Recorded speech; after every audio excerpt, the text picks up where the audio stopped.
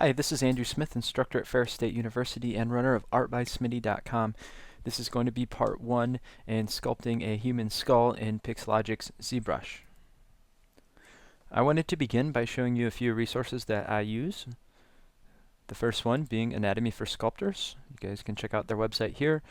Their book and books that are a work in progress seem, at least for me, to be the best resource for ZBrush artists for sculpting human anatomy, and they're constantly working on new stuff.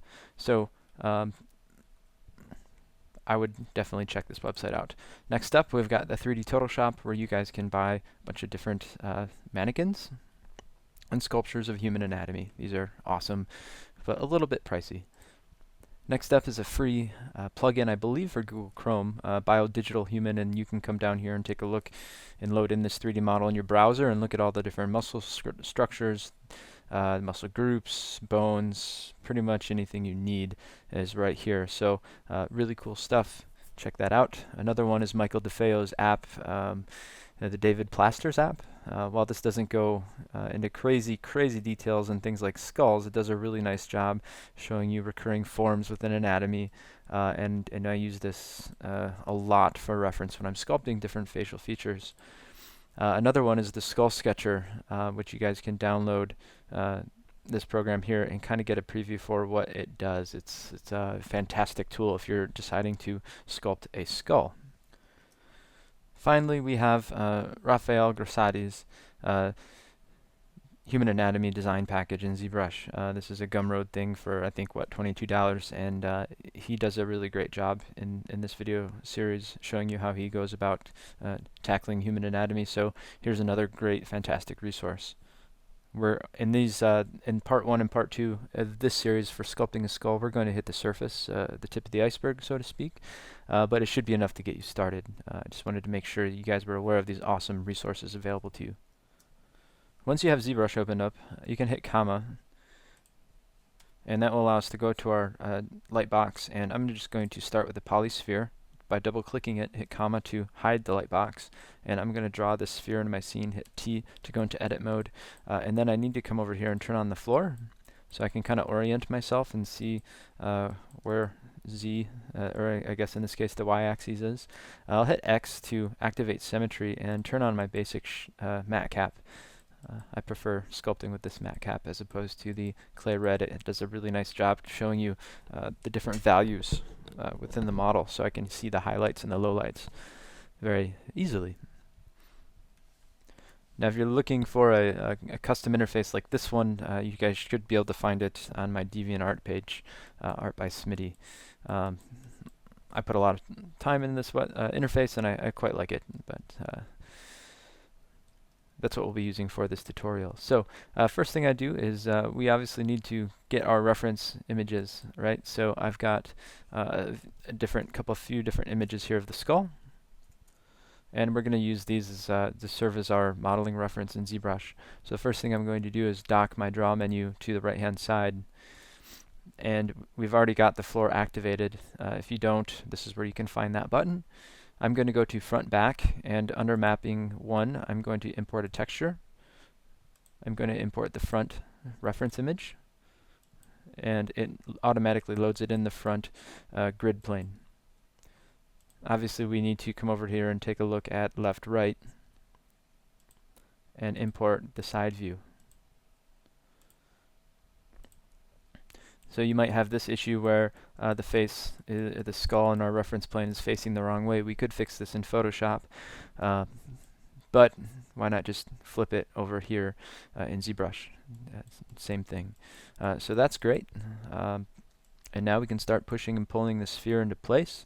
And again, in part 2 we're going to get more into the anatomy. In part 1 here we're just showing you how to set up your workspace and to get a really nice base mesh going for the skull.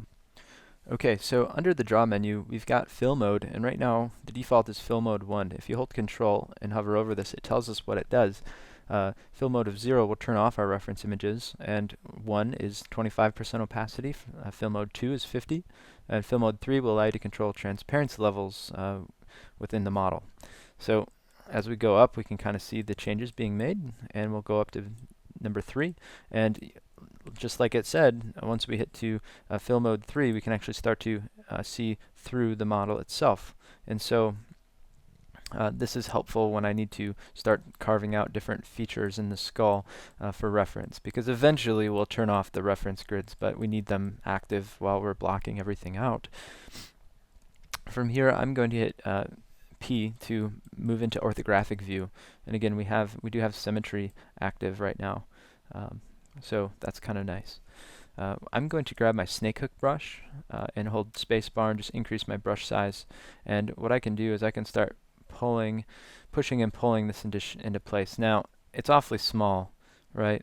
So instead of pushing and pulling it at this point, what I'm going to do is I'm going to I guess we can minimize the draw menu and expand the tool menu. I'm going to go down to deformation and just simply increase the size of our sphere. And then I might start to increase it a bit more, and then I'm going to hit W and just pull my transpose line up, and then hold shift while I do that and grab the middle clicker and move this sphere up into place as best we can. I might even come over here and instead of grabbing the middle picker this time to scale, notice I have move selected. By hitting W, I can just hold shift, grab the inner circle of the outer line and pull it out. And this is a pretty good looking shape. It's a good start. Now, one reference that we don't have is the top-down view, and if we had that, we could load it in, obviously, in this grid plane, but we're not fortunate enough to have that, and I just couldn't find that image that was part of this image series. So we're just going to kind of take a look at it from the top view and talk a little bit about the shape. So right now we basically have a sphere or an oval shape, and maybe we can take a look at this front down. So up here's front, and here's the back. So typically we don't want a sphere, we do want an oval type shape. However, the skull tends to be a little bit thicker towards the back and a little bit more narrow towards the front, so almost like an egg shape. So I'm going to again just grab my snake hook brush and start maybe pushing the sides in a little bit and keeping the back kind of thicker like that. And again, at any point you guys can just hold shift to smooth until we start getting the shape the way we want. So just a few very subtle changes, and then the front of the skull tends to be a little flat as well, so we can push that in, and we're good to go. From the side view here, I might actually start making this line up to my reference plane as best I can, and we're not that far off, which is kind of nice.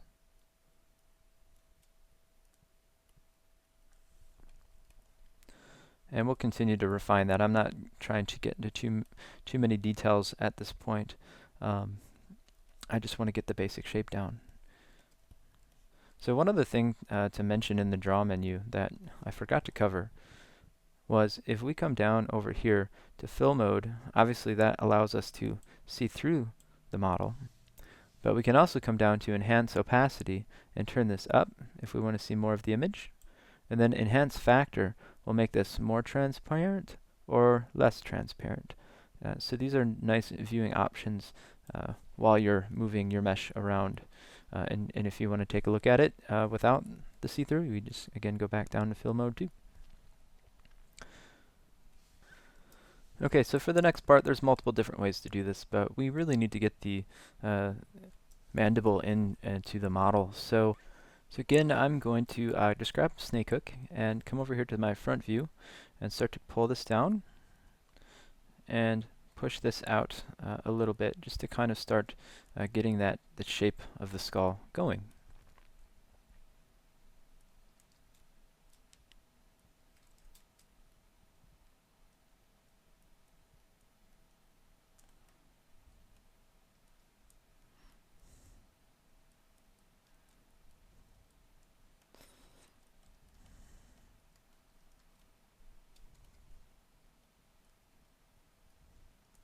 Again, I want to double check from the front view as I'm pulling things out, making sure I'm respecting that egg shape where it's a little bit thicker in the back and it comes and gets a little bit thinner towards the front, right? So constantly want to make sure that we're checking those proportions to make sure this is coming out and turning out the way we want it to turn out. So great, I'm going to turn the floor off just so I can kind of take a look at my model and make some perspective adjustments. Now it's worth noting that I've got this guy kind of pulled up, or it should be pulled up on my other monitor since I'm using the first two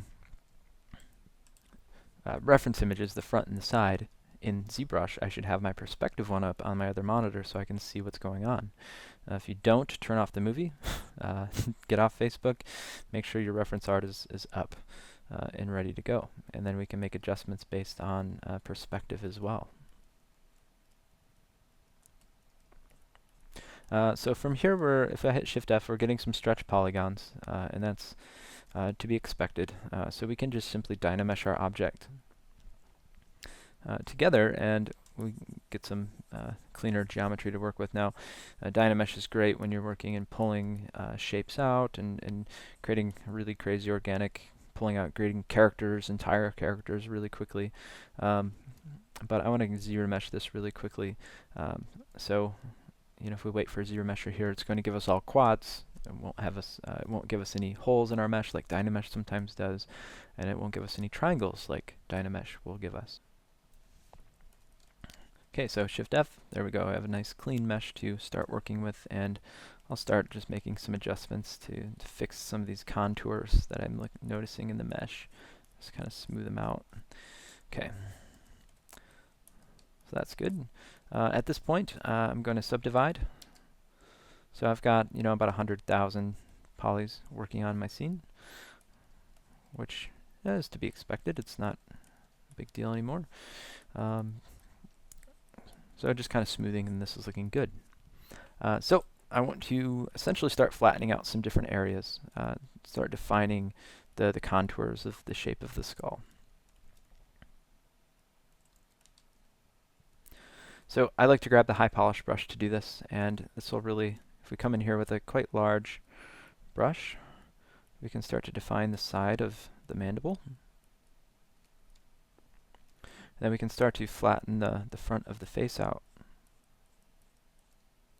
as well. So high polish along with smooth brush will work wonders for you.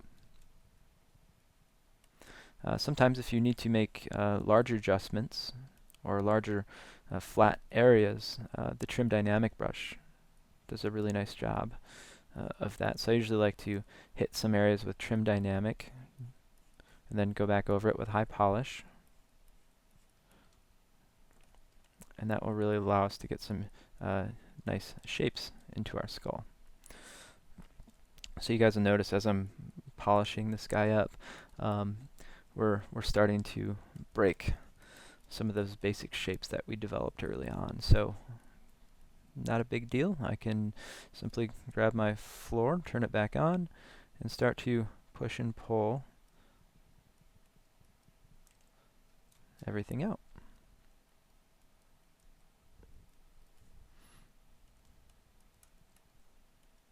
And again, I've got my image open on the perspective view on the other monitor, so I can constantly kind of compare what I'm getting.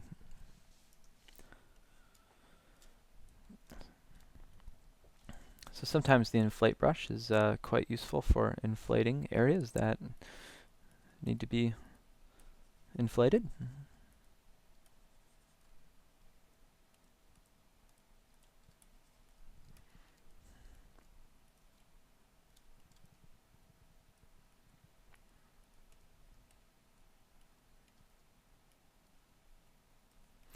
And we should probably have our reference on while we're doing this.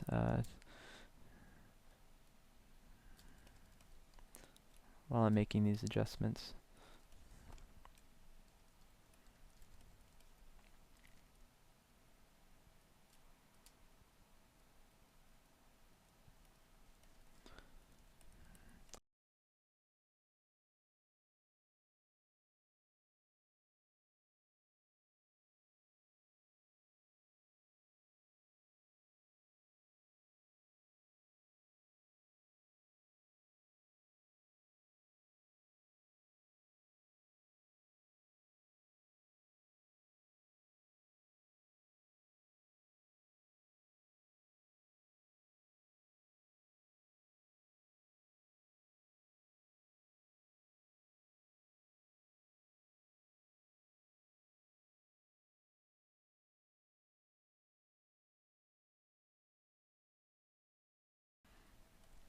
Okay, so after just a few minutes of checking out and using the high polish brushes and blocking out some of these forms, I've got the front of the skull going, I've got the mandible going, I've got the back of the skull looking good, and I'm just double checking my reference, and I like what I see.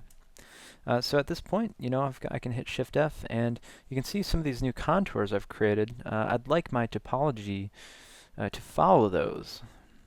So in order to do that, again, I'm just going to do a little technique here, just so we don't lose any detail. I'll duplicate my subtool, and we'll constantly do this in part 2. But I'm going to duplicate my subtool, and then I'm going to Z-remesh this duplicated one. So delete lower, Z-remesh it. And so now, hitting Shift F, we've got some of these edges are starting to follow the contours a little bit better, and this will just kind of help me later on when I start sculpting. So at this point, I can Control D and smooth this out. So I really don't need the original one anymore. There's not a lot of detail that has been lost, so I'll just delete the original one and say OK. And this new one I've created has subdivision levels, and it's got better flowing topology. So at this point, I usually like to save this out in case we crash. So I'm going to go ahead and do that. Now what's also cool, guys, is you can usually come up here to your timeline and just kind of scroll through this to get an idea of your process. And then you can actually export that out as a video. So I'll probably be uploading that as well, so you guys can avoid the lip service and just get right to looking at the process. Alright guys, so I'm going to probably make this a 2 or 3 or possibly 4-part video on the skull, and I've already kind of gone over too much time that I didn't think it would take this long to get to this point. So I'm going to just start a new video, part 2, and we're actually going to start blocking in some of the forms of the skull now that we have a really nice looking base mesh that looks and fits our reference art. So I'll see you guys in part 2, and then we'll start throwing in some more anatomy details in the lecture. So see you guys in part 2. Thanks for watching.